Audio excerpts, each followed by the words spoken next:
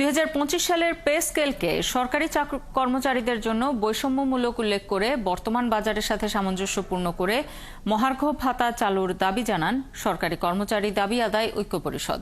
শুক্রবার রাজধানীতে এক আলোচনা সভায় তারা এই দাবি জানান। এ সময় তারা বলেন, 2025 সালের পে স্কেল ছিল বৈষম্যমূলক, যেখানে কর্মকর্তাদের সাথে কর্মচারীদের বড় বৈষম্য রয়েছে। গেল 7 বছরে পে স্কেল সংস্কারের দাবি করা হলেও তা করা হয়নি।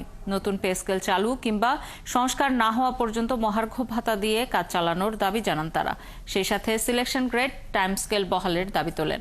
দাবি আদায় না হলে 1 মে থেকে সব কর্মচারীরা প্রেস ক্লাবে গণজমায়েতের ঘোষণা দেন কর্মচারীরা। ৮,২৫০ টাকায় সাকুল্যে বেতন পায় ১৪-১৫,০০০ টাকা, যা দিয়ে আমাদের ঢাকা শহরে ঘর ভাড়ার টাকা হয় না।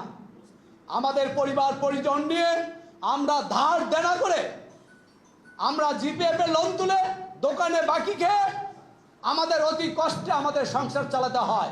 1 মে জাতীয় প্রেস ক্লাবের সামনে সকল কর্মচারীরা যদি গণজমায়েত হই এবং সেখান থেকে একটি মিছিল সহকারে আমরা জাতীয় জাদুঘরের সামনে সংক্ষিপ্ত আলোচনার মাধ্যমে আমাদের 1 মের কর্মসূচিটা পালন করি এবং আমাদের মধ্যে যে একটু ঢিলেঢালা ভাবটা আছে সেই ঢিলেঢালা ভাবটাকে দূর করে ওই দিন যে সংক্ষিপ্ত আলোচনা হবে জাতীয় জাদুঘরের সামনে, সেইখান থেকে আমরা পরবর্তী কর্মসূচি ঘোষণা করতে পারি।